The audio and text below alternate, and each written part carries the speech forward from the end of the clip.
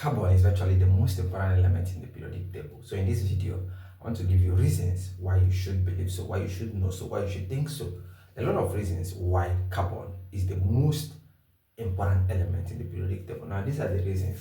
We're going to look at carbon is the background of life, 4 valence electron, carbon bonds with itself, straight and versatile chemical bonding, carbon is central to Earth's carbon cycle, more carbon compound than every other element combined. Carbon is everywhere on Earth and the universe. So I want us to look at this particular function one after the other, and then we dissect it together as science lovers.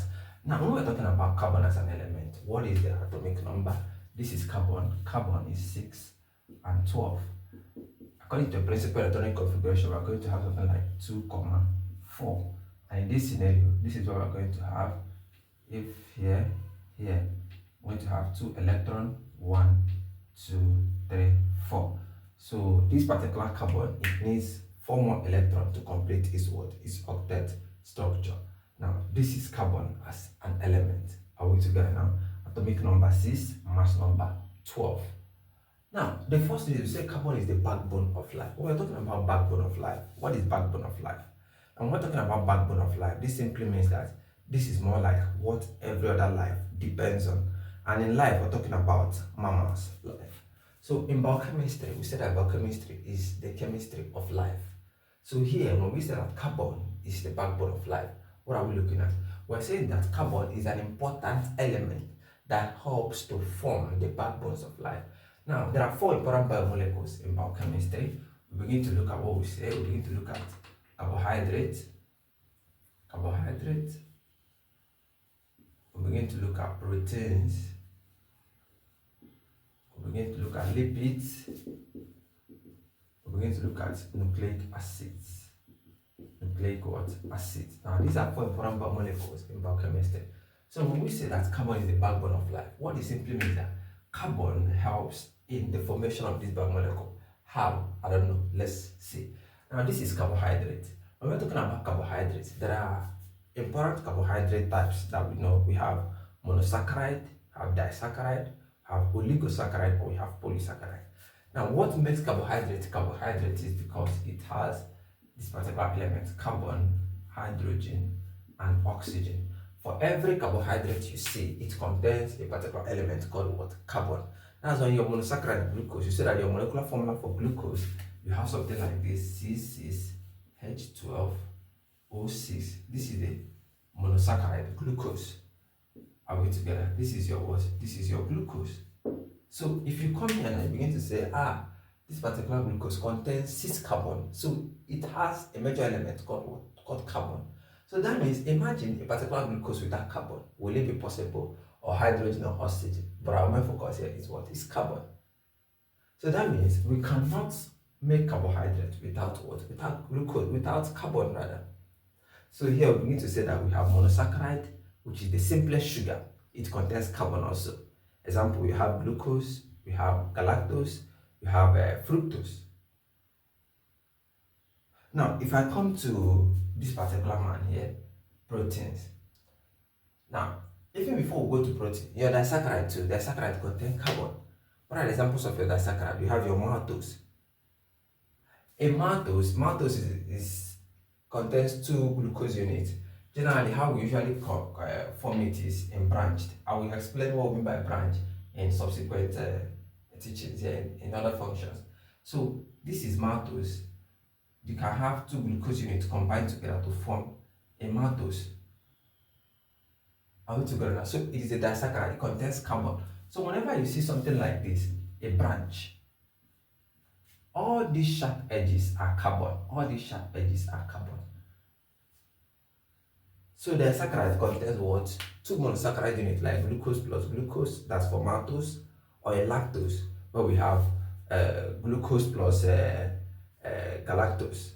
Are we there now? Now we also have what? We also have sucrose, where we have glucose plus fructose. Those are disaccharide sugars.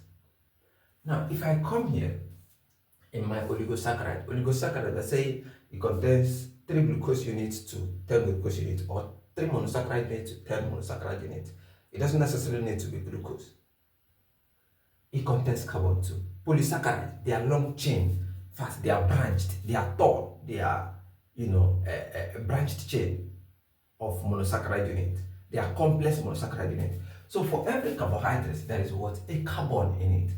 So carbon is an important element in the formation of this carbohydrate. Imagine your food that you eat without carbon in it. It's not possible. Are you getting what I'm saying? So protein here also contains carbohydrate. Let's see how. It contains carbon, hydrogen, oxygen, nitrogen. Even some amino acid contains sulfur too. Are we together now? So in your amino acid structure, there is a general structure of amino acid where you begin to have, this is for biochemistry student, or begin to have something like this. You have C, carbon, you have NH3, you have COOH, you have R, you have H. See, carbon is the central molecule in the formation of amino acids. What are amino acids? Amino acids are monomers of this protein. So without amino acid, you cannot form your protein. What it simply means is that this carbon is a central molecule, is the important molecule in the formation of what? Formation of amino acids. Without amino acid, there will be no what? There will be no protein. So carbon is also an important element, not hydrogen. Carbon is an important element in the formation of what? Of your proteins. Now, if we come to lipids, now lipids are, long chain fatty acids. Are we there? They're also biomolecules. A lipid here, we begin to look at. It contains more energy storage. I hope you know it stores more energy than every other nutrient in the body. We also have carbohydrate, hydrogen, oxygen. Are we there now? That's for lipid. Now in lipid, we can't form lipid without long chain fatty acids, without fatty acids. Now, fatty acids are formed when we have, this is an example of fatty acid. You have, they are formed from esterification. Esterification, when you use fatty acid plus glycerol, talking about how you form your fats now. Fatty acid plus glycerol, through esterification, you're going to have triglycerides, right? So, lipids are also made up of carbon. Are we together? So that means when we're talking about fatty acid, we have a lot of carbon in it. Nucleic acid has three important components of nucleic acid. Look at the important components of nucleic acid. We need to have your nucleic acid here. We have the first one is pentose sugars. Remember, pentose sugars are sugars. Sugars are carbohydrates. Pentose sugars. We have phosphate acid moiety. Phosphate acid moiety. And also we have, what else do we have here? We also have what we call your nucleobases. Now, for each of these particular components of nucleic acid is carbon. In nucleobases, we have what you call your purine and pyrimidine base. They contain carbon atom. If I come to your sugars, of course, they are carbon on its own. Phosphate acid moiety. Phosphate acid moiety, we have H3PO4. Right? Now, carbon is not there. But in these two components that makes up nucleic acid, carbon is excessive in there. So we can also form nucleic acid without carbon. What I'm trying to insinuate in this number one function, that carbon is the backbone of life, is that for carbohydrates, protein, nucleic acid, and lipid, which are the four important biomolecules of life, you cannot form them without carbon. What does it tell you? That carbon is the most important element. Number two, we say 4 valence electron equals maximum bonding flexibility. Now, when we're talking about 4 valence electron here, we're saying that, look at the 4 valence electron, 1, 2, 3, 4. Now, this 4 valence electron, what happens here is that this particular carbon cannot give out this electron.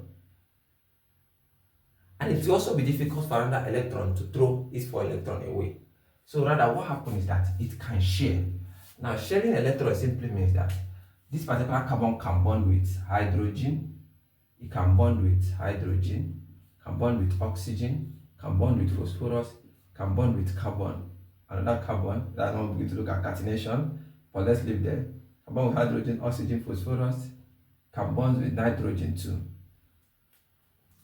Are we together now? Now, if we're talking about hydrogen, this is when I begin to have, maybe I'll come here, I'll introduce one atom of hydrogen, I'll introduce another atom of hydrogen, I'll introduce another atom of hydrogen, I'll introduce another atom of hydrogen. This is when you have CH4, which is methane. You see how they share the hydrogen? That is what? 4 valence electron, maximum bonding. It can bond with as much electron as possible. It can come here too, instead of bonding with 4 hydrogen, it can come here, it can bond with oxygen. Are we together now? If it bonds with oxygen, that means, what is oxygen? Oxygen is 2,6. So I'm going to have here 2, here. Please focus. This is 6. That means oxygen needs 2 more electrons. So meanwhile, this man needs 4 more electrons. So what we can do is, if I have my carbon here, I can come, let's say this is my carbon. Let me down that carbon. This is 4, Abi, it needs 4. So what we can do here is that oxygen can come here and share these 2 with this man. I will introduce another oxygen that will share 2. So this is oxygen, this is also what? Oxygen. This is when we have what? CO2. That's 2 oxygen, share electron with what? With carbon. You can also have phosphorus. Are we there now? Now in phosphorus, what's the atomic number of phosphorus? 15, am I right? Let's confirm. Carbon, hydrogen, oxygen. Carbon, hydrogen, hello, lithium, beryllium, boron. Carbon, nitrogen, oxygen, fluorine, neon. Sodium, magnesium, aluminum, silicon, phosphorus, 15. Alright, I'm correct.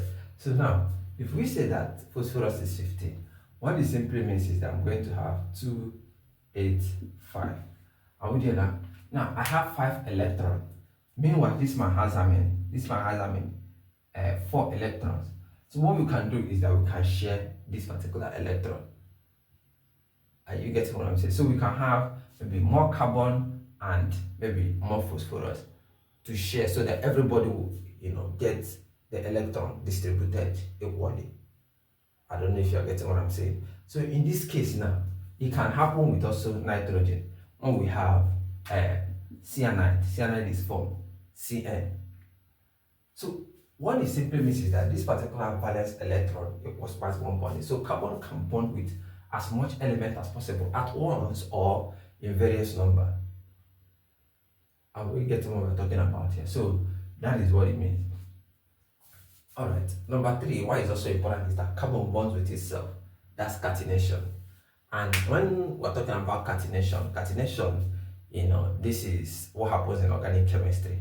We'll begin to look at the study of carbon and carbon containing compounds. That's organic chemistry. When we're talking about organic chemistry, is hard. It simply means that we are studying carbon and carbon containing compounds. So in catenation, we are saying that carbon bonds with itself. Are we together now? That's what we're looking at in catenation. 1 minute.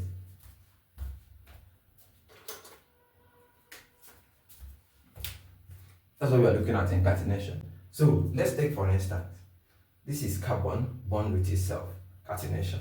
We can have something like this. Carbon. Are we there? This is carbon double bond. This is carbon bonded with itself.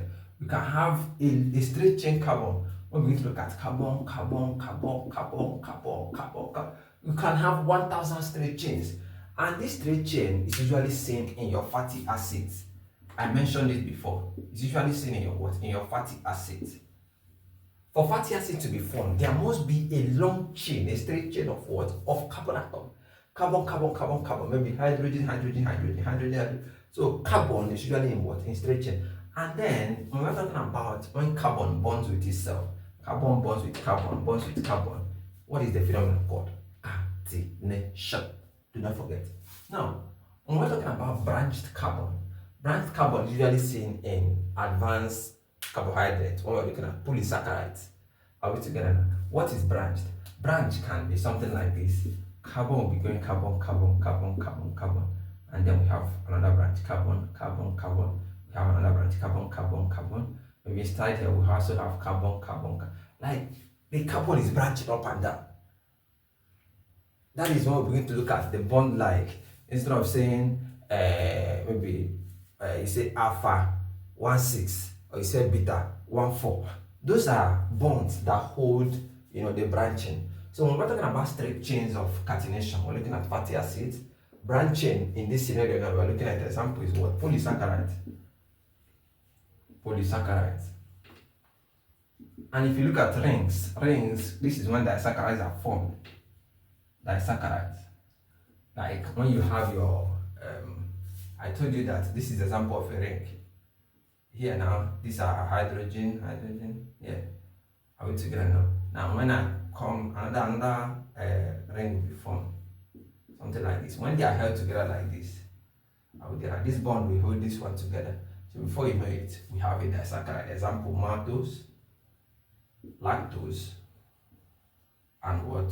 Sucrose. When we are talking about ring, like your benzene ring, that's what I'm talking about. Something like this. This is a ring. This is also a ring. Now there is a video where I explain how disaccharides are formed. The video is linked in the description, so you can go and watch it and understand what I mean by this, interaction here. So these are rings. Are we together? Now, another important reason why carbon is the most important element in the periodic table is that carbon is stable and has a versatile chemical bonding. It is stable and as well it has a versatile. Versatile simply means there are a lot of bonding that happens in carbon, not just single bonding. So we have carbon single bond, have carbon double bond, also have carbon triple bond. Now this versatility is actually what makes carbon to be studied in chemistry. And that's when we begin to look at organic chemistry, because in this scenario now, because carbon is versatile, it simply means that carbon needs to be studied. That's why a lot of chemists, a lot of scientists choose to study carbon, because it's an important versatile element. It is versatile. So in this scenario now, carbon can exist, can interact with maybe single bond. It can bond with an element using double bond. It can bond an element using triple bond. When we're talking about single bond is called sigma bond. When we have double bond, it's sigma bond and then pi bond. When we have triple bond, it's pi, and then one sigma bond. Are we together now? So for every single bond is sigma bond. Here double is 1 sigma 1 pi. Triple is 2 pi 1 sigma. Did you get the gist? Alright.